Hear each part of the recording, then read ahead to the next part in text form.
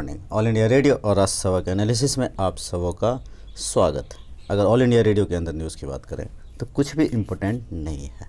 देश देशांतर के अंदर कोस्टल शिपिंग बिल के बारे में बात की गई है, डिस्कस करेंगे। और द बिग पिक्चर के अंदर स्पेशल मैरिज एक्ट के बारे में बात की गई है। एक्चुअली में वो इंग्लिश में थोड़ा ज़्यादा और थोड़ा आप कह सकते हो हार्ड है, थोड़ा मुझे समझना पड़ेगा, तो मैं वक्त निकाल के समझने की कोशिश करूँगा। देखते हैं, कल डिस्कस करेंगे। तो चलिए डिस्कशन स्टार्ट करते हैं। पहली न्यूज़ जो है हमारे पास कोस्टल शिपिंग बिल।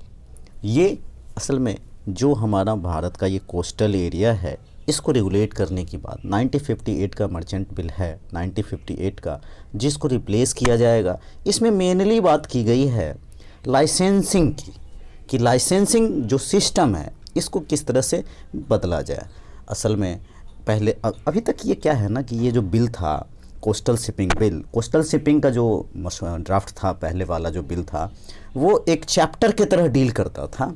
तो इसके प्रोसेस में लाइसेंस के प्रोसेस क्या होना चाहिए, कंडीशंस क्या होना चाहिए, तो और पेनल्टी किस तरह का कैसा होना चाहिए, क्योंकि पॉल्यूशन इशू भी होता है।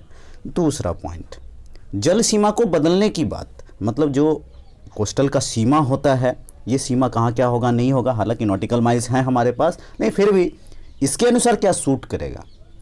कोई भी बिल परफेक्ट नहीं होता है, जब आता है तो स्टेक होल्डर्स मिलते हैं, बातचीत करते हैं, आम जनता की राय ली जाती है, फिर जाकर के वो सही तैयार होता है। अब देखो, जैसे कलकत्ता से बॉम्बे अगर सामान भेजना है, अगर शिप के माध्यम से भेजा जाए तो सस्ता हो और प्रदूषण कम हो और आसानी से लॉजिस्टिक के माध्यम से पहुंच पाए। असल में यहाँ पर जो है डेवलपमेंट की भी बात करनी होगी, प्लेयर्स को कैसे बढ़ाया जाए, इन्वेस्टमेंट को किस तरह से बढ़ाया जाए। इंडियन इकोनॉमी का कोस्टल शिपिंग एक बहुत बड़ा हिस्सा है। और मैं एक बात बताऊं, अपने भारत में जो है सो ओनली 6% के आसपास हम लोगों का होता है ट्रेड कोस्टल शिपिंग से, लेकिन चाइना ऐसे कंट्री में होता है 25 से 30%। इसको आप कंपेरिजन करा के यूज़ भी कर सकते हो। असल में क्या है कि कोस्टल वाटर क्या है, कोस्टल वाटर को किसे किसे कहते हैं, इनलैंड वाटर किसे कहते हैं, जहाज़ों को, शिप को क्या क्या चीज़ों की ज़रूरत है, इन सब चीज़ों को डिफ़ाइन करना होगा। जैसे आप अभी मैंने कहा कोस्टल वाटर या फिर इनलैंड वाटर कहाँ है, क्या है, किस तरह का होना चाहिए, इनको किस तरह से किस चीज़ की ज़रूरत है। टेक्नोलॉजी का तो बेशक इस्तेमाल करना ही होगा। देखो, जब कोई सामान यहाँ पे उतरता है तो किसी अदर स्टेट से अदर स्टेट या किसी अदर कंट्री से अदर कंट्री, अब देखो कोस्टल कस्टम में जो है ना बहुत समस्या होती है कि वो अपना कहेगा ये इम्पोर्ट ड्यूटी नहीं लगा, ये ड्यूटी नहीं लगा, तो वो बहुत क्लियरेंस में बहुत ज़्यादा दिक्कत हो जाए। हालांकि गवर्नमेंट ने बहुत सारे विंडोज़ वगैरह भी स्टार्ट किया है।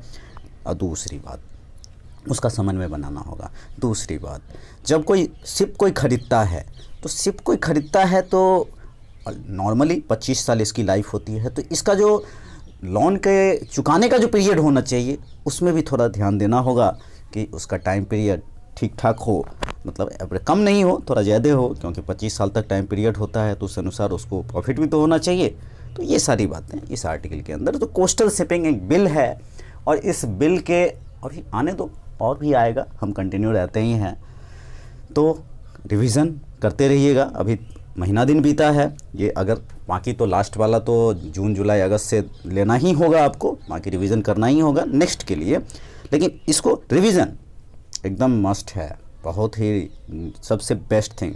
हालांकि मैं किसे बोल रहा हूँ, कोई सुनता तो है ही नहीं मेरा आर्टिकल। एनीवेज, आज के न्यूज़ में इतना ही था। Thank you.